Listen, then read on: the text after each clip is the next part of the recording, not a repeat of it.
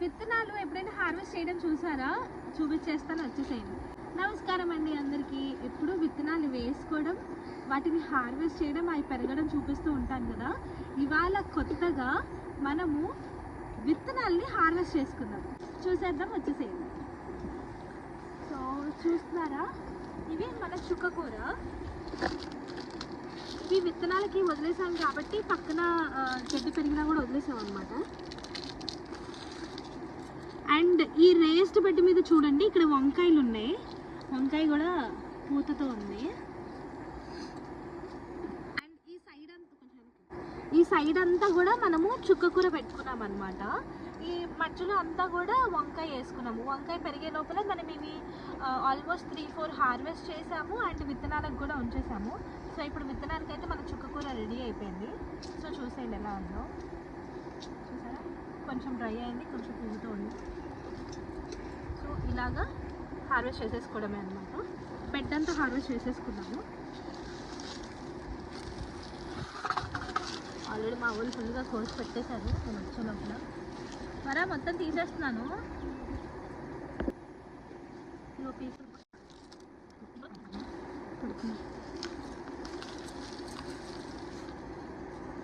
So ఈ విత్తనాలకి వదిలేసేటప్పుడు ఏంటి అంటే మేము కలిపి ఇంకా తీయలేదు అనమాట, అలా వదిలేసాము. ఇప్పుడు ఈ విత్తనాలకు రెడీ అయిపోయాయి కదా, ఇవన్నీ తీసేసి చక్కగా కలుపు తీసి వంకాయలకు ఒకసారి జీవామృతం, ఘనజీవామృతం అండ్ ఏమన్నా పెస్ట్ అలాంటివి వస్తే నీమాస్త్ర అలాంటివన్నీ స్ప్రే చేయాలి. అవన్నీ కూడా అప్కమింగ్ వీడియోస్లో చూపిస్తాను.